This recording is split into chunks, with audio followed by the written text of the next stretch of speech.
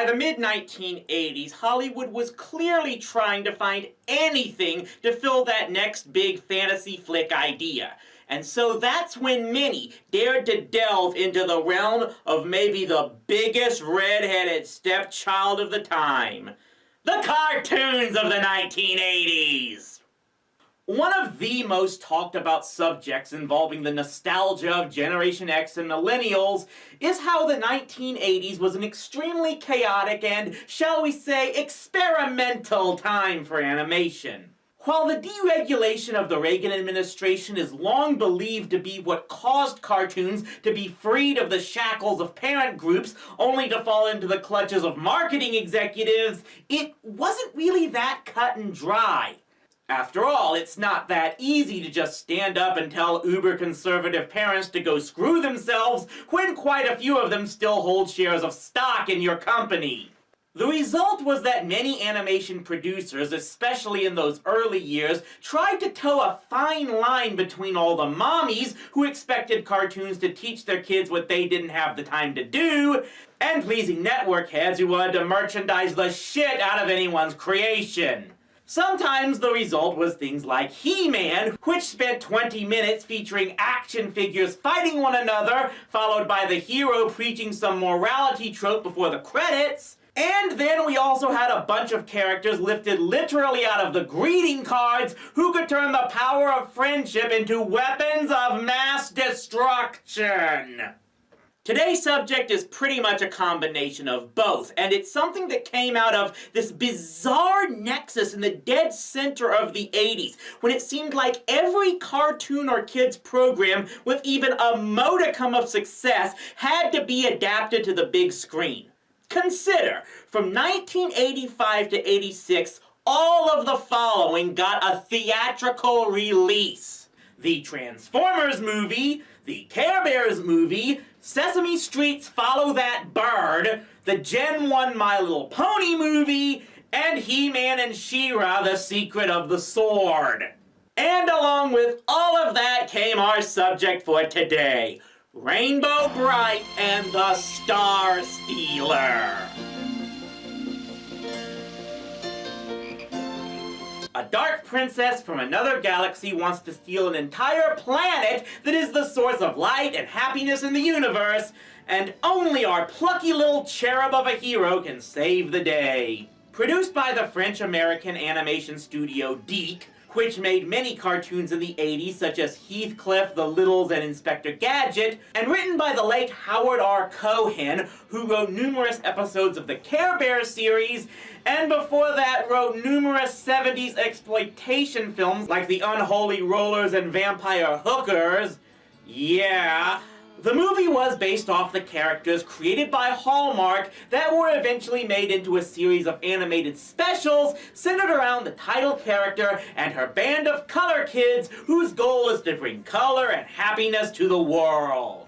While it may not have had the success of a Transformers or a My Little Pony, when you really look at it, Rainbow Brite just might be the quintessential 1980s cartoon. It pretty much has the most basic standard good versus evil storyline, while at the same time shoving in so many messages about friendship and positive thinking that it may very well be the reason so many 80s kids today need regular injections of insulin. Did it work? Well, enough to greenlight the completion of this film that wasn't screened in advance for critics and grossed just under $5 million for a 5-week run at just over 1,000 theaters in America. It's also one of those films with a terrible reputation among the professionals, but clearly still has a place in the hearts of many people, having a Rotten Tomatoes rating of dead zero among critics, but 79% among audiences. Let's see for ourselves if this film is deserving of sunshine or gloom. So our movie about bright, cheerful people who want to spread color opens with, oh god, you know what, fuck it, no, I'm not playing that music. I've made too many Star Wars references in my videos as it is. From here we are introduced to Hello 80s!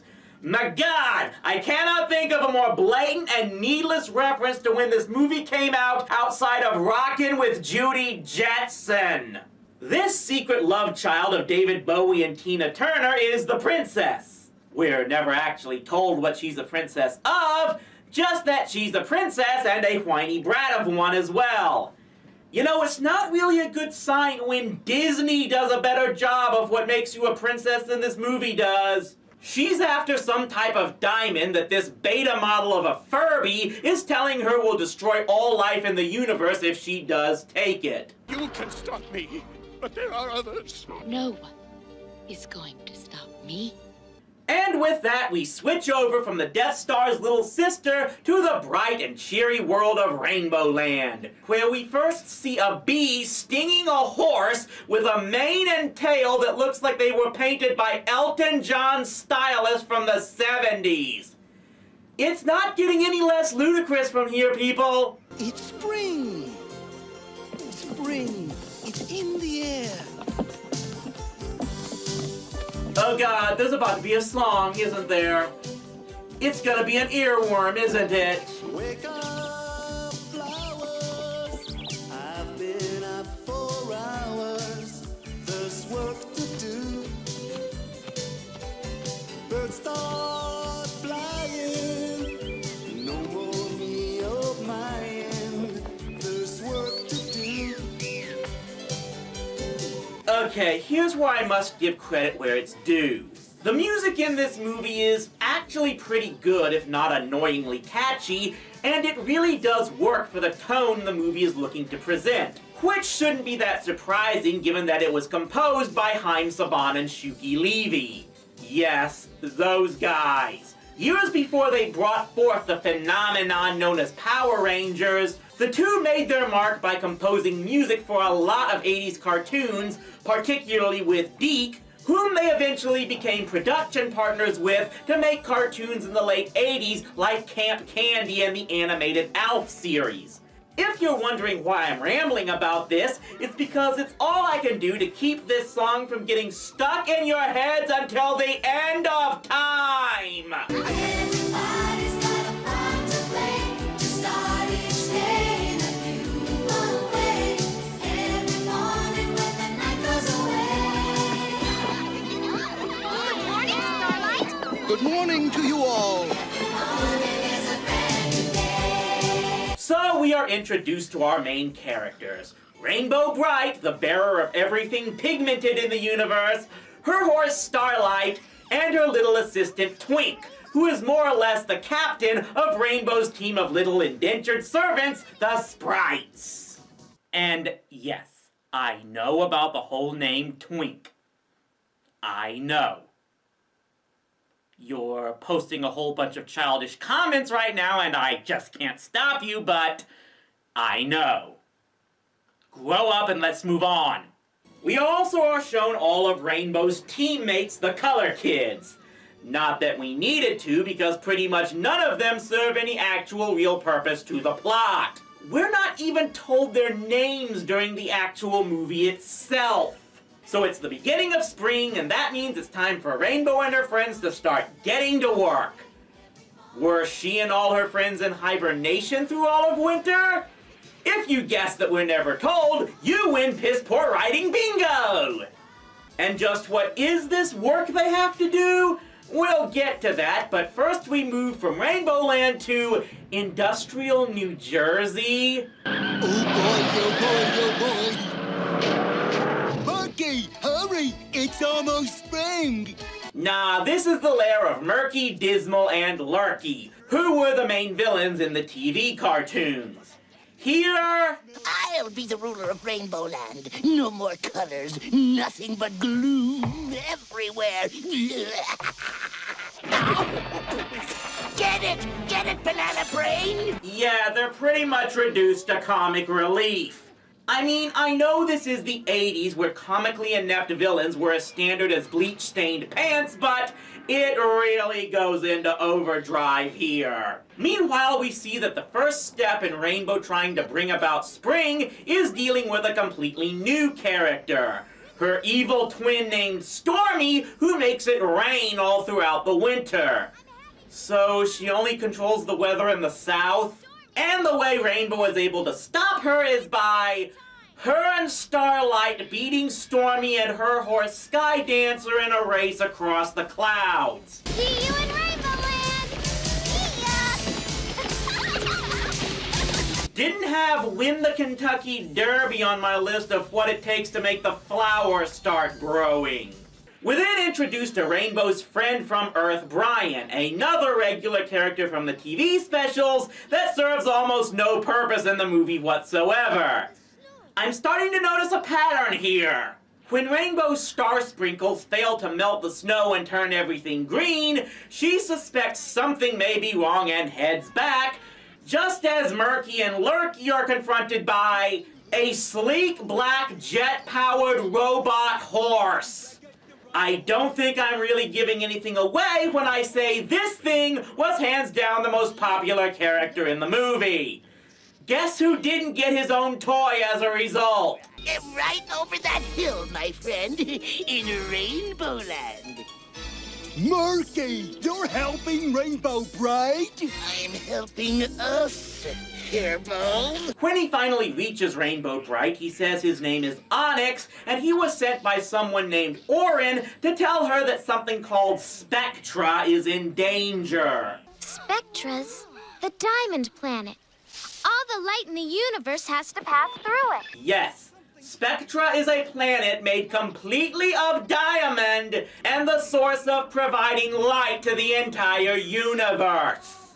I would like to point out that this movie came right in the middle of the Sixth Doctor's era, so are we completely sure this script wasn't lifted from the BBC? Rainbow agrees to go to Spectra, and here's where we get a brief but pretty nice scene where Stormy actually offers to help. I never get a chance to make things bright and colorful. This is actually a really nice creative touch to reveal that one of Rainbow Brite's antagonists is not actually evil. Stormy's job to bring winter is important to the circle of life in the world, as Rainbow even said so earlier in the film, even if Stormy gets a little carried away with her role. But now, seeing how much real danger the Earth could be in, she's willing to step in and protect the Earth as well.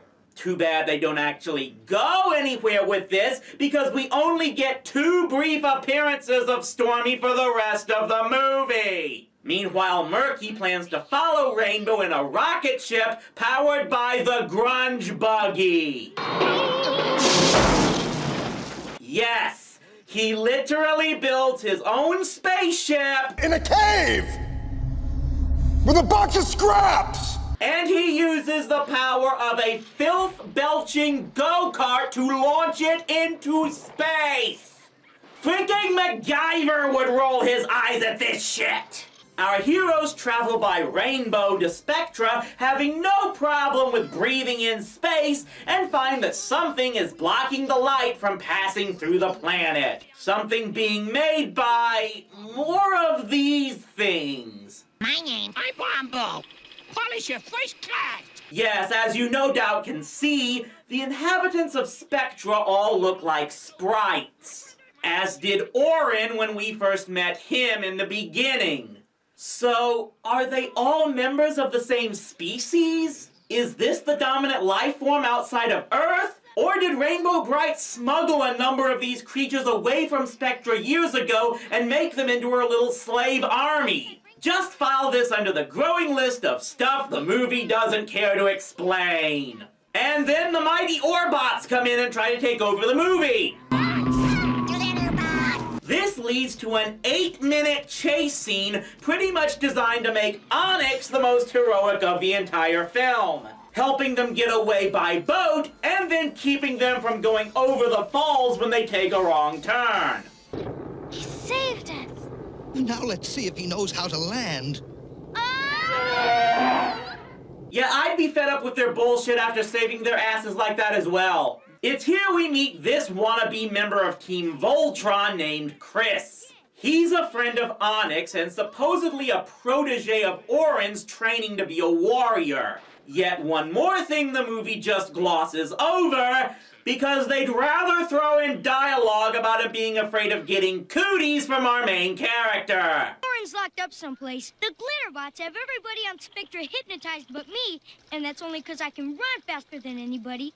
The princess is wrapping the whole planet up like a birthday present, and you bring me a girl? For the record, this trope was annoying back when the movie was made, and now, let's just be glad this film isn't that popular in the age of Tumblr. By the way, I'm gonna assume Chris came to Spectra from someplace else to train with Orin, since he's literally the only humanoid on the planet, but if he and the sprite creatures are living on a planet made entirely of crystal, how do they get food? Do they all order delivery from Melmac or something? It's here that we finally get the basic gist of what's going on. The giant robots are under the command of the princess and are mind-controlling the Spectra sprites to get them to make and cover the whole planet in a giant net so she can tow it away for her own possession.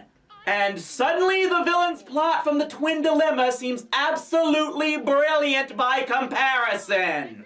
Rainbow's next plan is to go to the princess at Death Star City and talk her out of stealing a whole planet.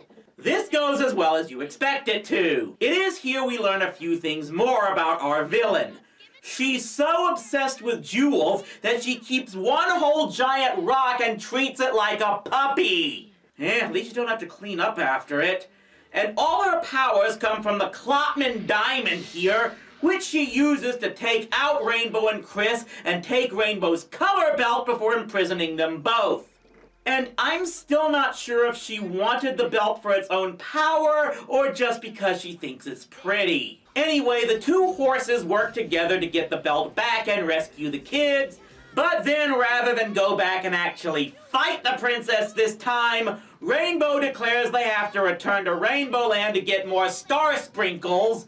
You really didn't think to bring any extra for a trip across the entire galaxy? And the princess uses her jewel to instead send them to some type of prison planet she rules.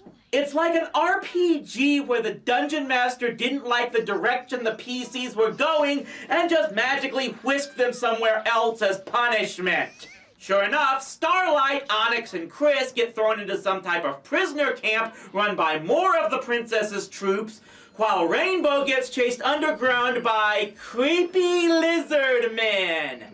Really, it's like this movie has been taken over by a D&D DM with an extremely disturbing sense of humor. But it's here where Rainbow finally meets with Orin, who actually has star sprinkles to power her belt back up. Plot convenience! And then he gives her a weapon for Chris that can only work by her constantly powering it with her rainbow. But when she does, it gives him the power to kill people by turning them into crystal. This movie just got seriously hardcore. The four of them all escape while... Oh, yeah, I forgot about these guys. Okay, this is how these two characters went from being halfway entertaining villains in the TV cartoons to maybe the most pointless pieces of the movie. They're in places they don't even need to be and don't provide anything but bad attempts at humor. Why don't you just go out and tell those robots where we are? Okay, Murky. Stop! Throw the finger brain out! Oh, robots! Robots! We're over here! Yes, it made sense that Murky and Lurky would follow Rainbow to Spectra, but then, why were they even on the prison planet? It's never shown why they went there, especially since they clearly were there before the princess sent our heroes there. Then they finally do get brought before the princess, and naturally Murky offers to aid her in bringing her rainbow Brite, only for them to immediately go back to their own plans of getting the diamond, which goes nowhere. Rainbow herself even admits these two are not a threat in the story. It's not Murky and Lurky I'm worried about. It's the princess's spaceship. This isn't even a case of new writers coming in and mucking things up. This movie was made by essentially the same people that made the TV specials, and they have effectively neutered their own series' main villains. How do you mess up this badly? As Orin returns to Spectra to take out the net, Rainbow and Chris return and fight their way back up to the princess's tower for the final battle. It's pretty much a stalemate until guess who crashed the party and give them the distraction they need.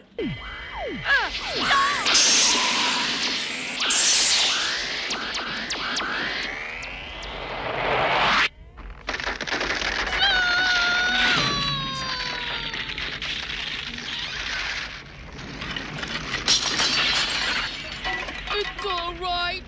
I won't let them hurt you. Undaunted, the princess takes off in her spaceship, so enraged she even throws that pet rock of hers in the fuel chamber to give it enough energy to ram the planet head on. I always get my way in the end.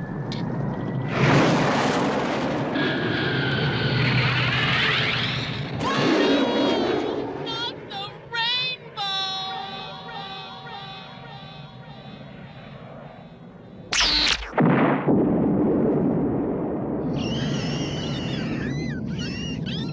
Wow. Taste the rainbow of total annihilation. So the princess is destroyed. She gets better in a later TV episode. Spring and color and happiness are restored to the universe. Insulin on standby. Rainbow Brite returns home to Rainbow Land, where Chris, I guess, now stays since he's useless without the rainbow to power his death beam. And the movie ends with Murky and Lurky wandering aimlessly through space, certain to eventually die from either starvation or lack of air. Why did you even bother putting them in this movie? And that was Rainbow Brite and the Star Stealer. How was it? Incomplete. Okay, positive stuff first. The animation is top quality, as they clearly had a bigger budget than what would have existed for the TV cartoons. The music is very well done, as long as you're okay with the songs playing in your head for months on end. And there's a lot of great voice talent on display here, with more than half the cast voiced by Peter Cullen, Pat Fraley, Robbie Lee, and Mona Marshall. But that's about all the good I can say, because this thing suffers greatly from lack of detail to both the story and its participants. It introduces us to all the characters from the original cartoons, only to cast them aside and focus on entirely new characters, and even the new ones don't have a lot of their backstory and motivations detailed, and they weren't even used for merchandising as far as I can recall, so it's not even clear what the point was to have them. It does really make you wonder if there was meant to be more to this story before the film suffered mass cuts in editing to shorten the runtime, and what went to the cutting room floor will never be seen because this came out before the internet, and Deke Animation doesn't have the type of obsessive fans that Zack Snyder does. Should you see it? Well, it's innocuous enough if you have kids and no less annoying than a lot of other stuff they might be watching today, but even if you grew up loving these characters, this is still something that really hasn't aged quite that well. So, do we have anything else that puts beloved characters into a nonsense adventure setting? And the most thrilling race of a lifetime. It's all in... Race for your life, Charlie Brown. Nope!